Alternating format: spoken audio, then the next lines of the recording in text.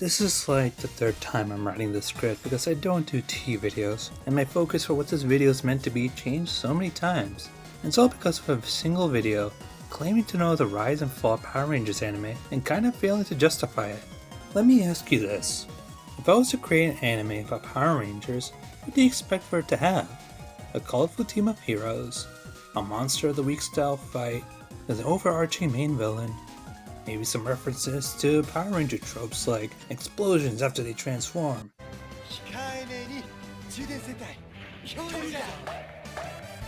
a giant Megazord fight, and even the stereotypical theme of "I'm gonna defeat you with the power of friendship," and this giant ass bazooka! So how can an anime whose main focus is about an enemy grunt getting revenge against a Ranger-esque team top the list of what a Power Rangers anime should be when another anime that focuses on the Red Ranger, an unfamiliar world, but keeps all the typical Power Ranger tropes?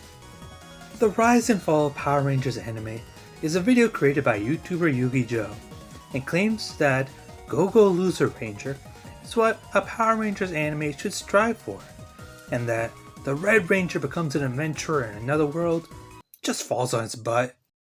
I initially tried to write it off as two sides of the same coin. Go-Go Loser Ranger is focused on the treatment of grunts on the villain's side, and the Red Ranger becomes an adventurer is focused on the Red Ranger and the adventure he has in another world. But every time I tried to write about it in a script, the more I noticed that Loser Ranger isn't on the same level as Red Ranger becomes an adventurer.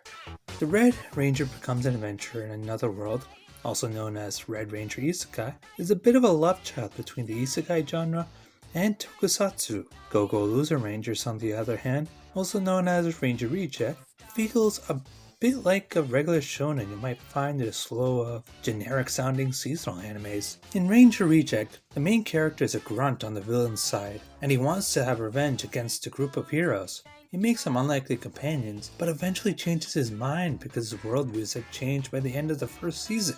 In Red Ranger Isekai, every trope that you might see in a typical Super Sentai or Power Rangers has been turned up to 11, as the main character explores a fantasy world while keeping a strong can-do attitude, making it feel like a parody of Super Sentai in anime form. I think the initial intention Yugi Joe tries to make gets lost when you actually break down his points and even check out the anime he's comparing. It doesn't help that some of the comments he makes even come off as misleading if you don't know what both anime entail. Let's break down both animes before I start breaking down Yugi Joe's video. Spoilers ahead! Humanity was once threatened by a great evil in the form of the floating castle. Aliens with immense powers called boss monsters would come down and subjugate humans to their whims under their cause of world domination. Alongside them, simple yet familiar grunt-looking monsters called dusters would fight along the boss monsters like the minions they are. That is, until a team of colorful suited heroes arrived to fight off these aliens called the Dragon Keepers. These heroes continue to defend humanity on a nearly weekly basis, growing in fame and even popularity, to the point they can develop a system where regular people can train and one day take on their mantle. It's become so common, it's a whole grand showcased event with a dedicated stadium for crowds of people to view the Dragon Keepers defending humanity from the weekly boss monsters. Or so it's thought. Well, yes, the Dragon Keepers do defend humanity, it's actually become more of a sham than actual heroics. The boss monsters had actually been wiped out nearly 13 years ago, so to keep up the fake heroics, the Duster Grunts with their regenerative and transformation abilities had to step in as the boss monsters and continue on as theatrics. Of course, doing the same thing every week for the course of 13 years would cause a few of these dusters to go off on their own. One of these grunts named Fighter D even had enough and decides to make it his sole purpose to be the one who defeats the Dragon Keepers. He also wants to continue on with the world domination plan that the boss monsters had initially set out to achieve. You see, after a few failed assassination attempts and eventually needing to be guided by a human who tells him the best way to defeat the Dragon Keepers is by stealing their prized weapons, Fighter D eventually disguises himself as a human named Hibiki Sakurama. Hibiki was a trainer under the ranks of the Dragon Keepers, so Fighter D can be disguised as him and infiltrate the recruitment regime to hopefully destroy the Dragon Keepers from the inside out. But after teaming with a few of the recruits, being betrayed by another recruit who he had thought he had similar goals with, finding out that the boss monster is still alive, and that those same boss monsters he looked up only see grunts like him as cannon fodder, Fighter's D's tune changes completely. He is not into the whole world domination anymore, and the end of humanity as a whole. He wants to try and coexist with humans, so he fights for humanity now with a renewed sense of justice. At least that's how it goes in the first season. I know Loser Ranger has a second season, but I actually didn't watch it yet, since it wouldn't be a fair comparison to Red Ranger Isekai, which only has one season so far. Now, let's talk about Red Ranger Isekai. It's the final battle between the Kizuna Rangers and the Breakup King. Japan has been attacked all over, and it's up to the Kizuna Rangers to finish this once and for all.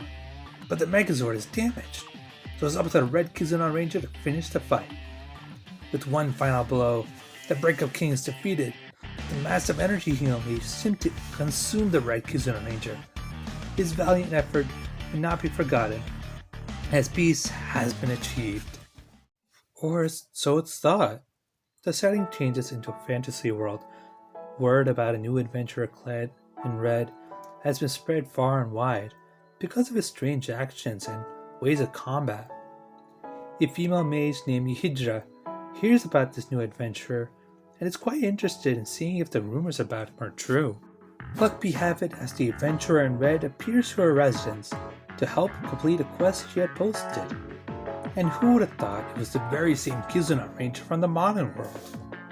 It turned out he was transported to this fantasy world and is doing what he does best, helping people out because that's what a Kizuna Ranger does. It's in the first episode that we're given a whole lot of, shall we say, fan service. From the fact that random explosions seem to follow our main character, Toga Asagaki, or Red, every time he poses, to the arsenal of weapon and toolkits he calls from a band-aid box shaped pouch, to the fact that even in another world he could summon the Zords and form the Megazord Kiznakaiver to fight against giant-sized monsters. We follow the wacky and zany adventures of our Red Ranger as he fights a seemingly growing evil in this fantasy world, alongside other bright-eyed characters like Logi the Knight and Princess Tetelina, as they fight against hidden growing evil forces while trying to learn and adapt to the eccentric ways of a Kizuna Ranger. Forming a party with Togo in the lead, we get to learn about various rules and factions of this world while making new friends and allies along the way. In classic Power Rangers fashion, Togo and his new party of heroes will defeat evil with the literal power of friendship. Now I know from the sounds of it, Red Ranger Isekai is sounding like a generic Saturday morning cartoon, and that's the best part. It reminds you of waking up early every Saturday morning to watch the latest episode of Power Rangers. It's a bit mature in some regards, so it's not like I can recommend this to kids, but if you wanted an anime that's closer to what Power Ranger feels like, then I would say this is it. But let's get into Yukicho's video so we can break down some of the points he makes. Two shows, both about heroes in suits. One is an absolute banger, and the other is, well, this shit sucks! Two shows about heroes in suits. One is a comedic but faithful parody of the Super Sentai genre, while the other is... Look at this cloud, can't even eat with a knife and fork. He's our main hero? You see how this doesn't work when you can easily flip the script on its head? Ranger Reject grabs you right away. It's like, here's your classic Sentai team, color-coded heroes saving the world. But wait, what if those heroes are actually the bad guys? Moving on, their next point is about how Loser Ranger grabs you right away. Well, this is true, it's not in the way he describes it. The Ranger-esque team being the bad guys isn't really anything new. We've seen evil Rangers before, and we've had evil Ranger clones in the past in the form of the Psycho Rangers in the very early days of Power Rangers. But I say the real grab of Loser Rangers is the fact that the boss monsters have been wiped out all at once, and this sham has been going on for almost 13 years. You'd think if this was a Power Rangers anime, there would be a big bad leader, a few right-hand monsters, and a bunch of Monster of the Week villains that would be defeated over the course of the series. But no, all of that is thrown out the window right in the first episode by the ranting of the Dusters. Now, what's their stance on Red Ranger Isekai? Red Ranger Isekai is like you took a guy in a Sentai suit, threw him into a fantasy world, and thought, yeah, that's enough. Because there's no hook, no why, no tension, it's just he's strong because he's the Red Ranger. That's it. I try to avoid ranting about this small segment in previous scripts, but I just can't. This guy in a Sentai suit isn't just any guy. You specifically chose Aka Red, the embodiment of nearly 30 years of Red Rangers in the Super Sentai franchise.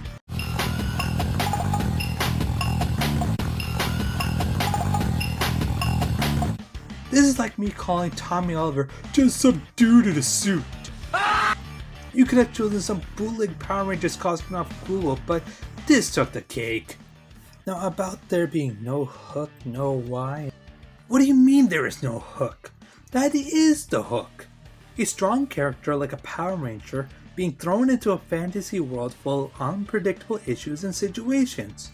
I mean, a fantasy world runs on different rules than the modern world. You're going to tell me that it's going to be boring to see, oh, I don't know, Shadow Ranger slaying monsters like Goblin Slayer? No, why? How about why not? Power Rangers have done all sorts of things like this. Ninjas, wizards, and time travelers. Why not have our Power Rangers enjoying a typical day in the modern world, only to be transported to a fantasy world with all sorts of new rules? Red Ranger Isekai, as I said in the beginning, is a bit of a love child between Isekai and Tokusatsu. The Kizuna Ranger theme is basically the power of friendship turned up to 11. We see everything has a Band-Aid theme or some sort of Bond theme title. The handshake caliber, the marriage beam gun. It takes the meme, I'm gonna defeat you with the power of friendship and this gun to the highest level. I'm gonna skip ahead because everything Yuki says here I could just repeat with the points I just mentioned. Let's skip ahead to this part. So let's get real for a second here. On the surface, both shows have an iceberg effect, but if you dive deeper, Ranger Reject is like a traditional iceberg. What you see is just the tip. So now we're comparing both series as icebergs, which sure, I will stand by some of the statements made. Yes, Loser Ranger can have some albeit mild commentary about idol culture and corporatized activities, but it didn't actually start off like that. You see, the boss monsters in Loser Ranger were an actual threat. They killed humans and caused a lot of destructions, but then something happened and all these boss monsters were wiped out in seemingly one fell swoop. It was only after this did things get corporate, merchandise, and live performative fights were put into safe environments like the stadiums. It's the typical people in fame and power wanting to stay in that high title shtick. Does that warrant such a deep iceberg? Perhaps. We get to see a lot of things, like the dynamics and backstories of various characters, and even how the Dragon Keepers have affected them. But does it make it a Power Rangers anime or just a shonen anime with a Power Ranger-esque asset? Red Ranger Isekai's iceberg. Because Red Ranger Isekai barely tries, the iceberg barely has an underneath. It's like the writer had a checklist. Sentai suit, tick. Fantasy world, tick. OP protagonist, tick. Cool, ship it. Now what about Red Ranger Isekai? Yuki compares it to a smaller iceberg and says the creator was completing a checklist, which isn't wrong but not fully right. The creator didn't just make a Sentai suit, they made a whole whopping Sentai team. The anime, compared to the manga, actually takes a few steps forward by adding some end episode cutscenes of the other Rangers wondering what happened to Togo, some bits about their daily lives, and There's even a scene where they're questioning where the Zords go at random times, meaning they're also trying to investigate what happened to Togo. And the protagonist being overpowered. Have you actually seen Power Rangers? They're already powerful. Just because the main character wields literal, otherworldly power doesn't mean it should be a down point.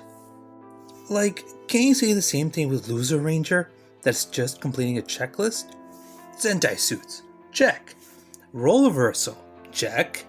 OP protagonist who uses his brain over brawn, check. Cool, ship it. Yugi also tries to add points against Red Ranger Isekai, asking things like, where's the lore that makes you want to wiki search at the middle of the night?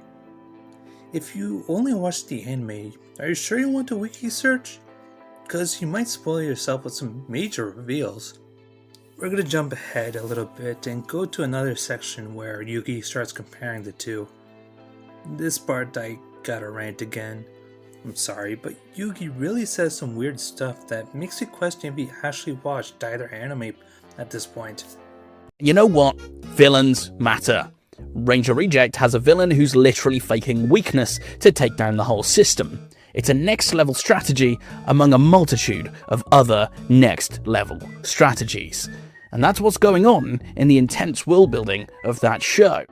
So, first part, which villain are we talking about exactly? Like, you explained how the heroes in the suits might not actually be the good guys, right? So, they're the villains. But our main character, Fighter D, is a villain, but we're rooting for him to win, so isn't he a good guy? But you show Fighter D disguised as Hibiki, so let's assume you're talking about Fighter D. Fighter D is weak. No, like, actually weak. He's so weak and frail, he freaks out when the real Hibiki grabs him too tightly during their first encounter together. And he even avoids getting too close to people in case they bump into him. I mean, he's a duster after all. They dissipate into dust with a single punch. And in the anime, Fighter D gets beat up a lot since he can just regenerate and use his wits to overcome any obstacle that stops him. So this isn't literally faking weakness, this is just him using his brain to compensate for his weakness. Red Ranger Isekai, the villains are just bad dudes. And not because of any complex thing happening to them in their life. They're bad because they're bad. And they gain powers to allow them to be worse. I mean, the ending villain of Red Ranger Isekai had the most backstory out of all of them. And to me, even he was still bad for a bad reason. Now, I will agree with this statement about Red Ranger Isekai's villains just being bad dudes, but so are a lot of Super Sentai and Power Ranger villains? Many of them are just big evil dudes of this generation and their subordinates. Now, the villain Yugi mentions in this section is named Azir, and he isn't just bad because he's bad. His father was killed when he was a child, so growing up he seeked as much power as he can hold so that no one else could feel the pain he did on that very same day. But near the end we find out that this was all just demon manipulation. That all the people who killed Azir's father was just puppetry of another demon. These demons are actually trying to resurrect someone, calling their mom, or well, it's actually the demon queen. But even in another world, we have a big evil person with the demon queen, who also has subordinates, and this causes Togo to want to form a team to subdue this great evil in the name of friendship. I mean, great, sounds like a Power Rangers series, right? Or am I missing something? So we finally get to the section of Yugi's video where he's gonna outright say what's wrong with Red Ranger Isekai. But I want to mention something really quick. If you haven't watched his video, go ahead before you keep going. Because the point I'm about to make will only make sense if you actually watch all of his video in its entirety. Are you back? Did you watch it all? Alright, so all this time, I managed to yap a lot about Loser Ranger and Red Ranger Isekai. But Yugi Joe barely talked about Loser Ranger in his video. I mean, there's even a few times he misconstrues a few points that could have actually benefited Loser Ranger. It's a good series, But if you're trying to tell a friend who's into Power Rangers to check it out, and all you do is talk about this villain character getting revenge against these Power Ranger people, your friend might ask, okay, so what about the Rangers? Do they fight monsters? Do we get to see a big Megazord fight too? But back to the point. So what is wrong with Red Ranger Isekai by Yugi's and Joe's view? Just wait, because the real disaster for Red Ranger Isekai still isn't this concept or its themes. It's what I said before. The execution. The fights, the pacing, the vibe. The execution is bad. I mean, he tries to use this cooking analogy, which I don't understand with everything he said prior to this. Red Ranger Isekai is a checklist anime by his words, right? Okay, so let's compare it to making a grilled cheese.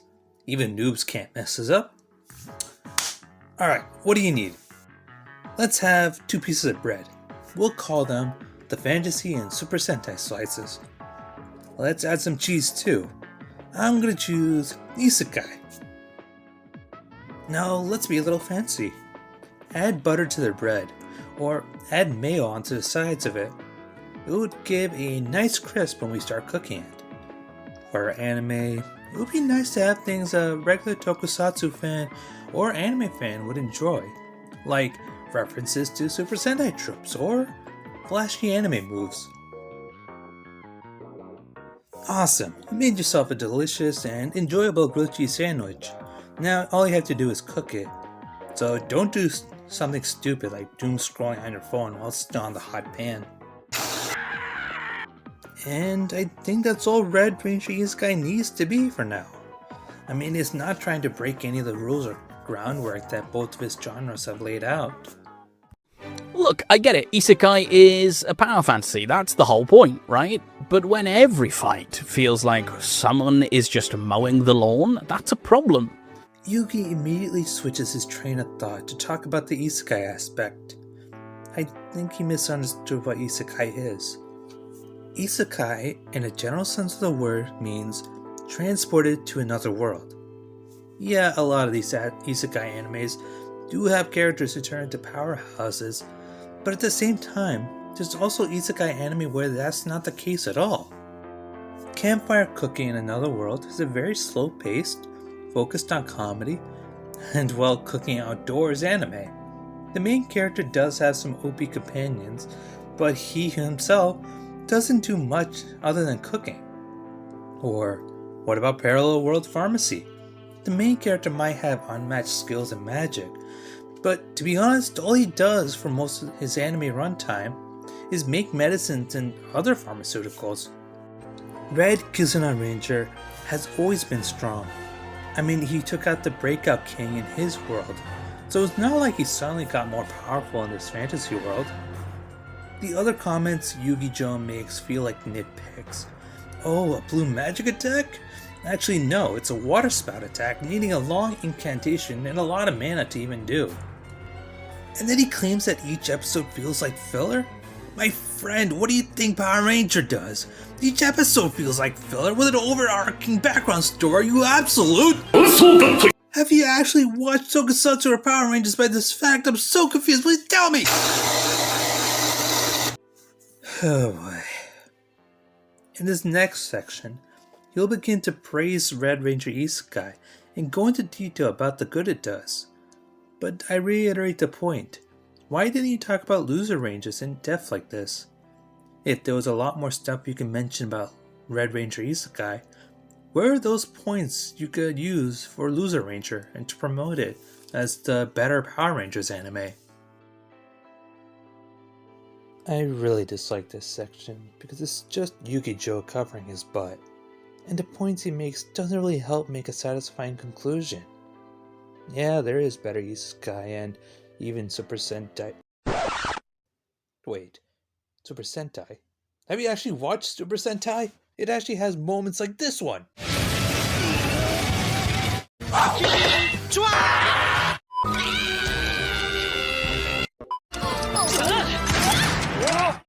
Which Red Ranger Isekai has done, and like I said, it feels like a parody of Super Sentai, and it's enjoyable in that fashion.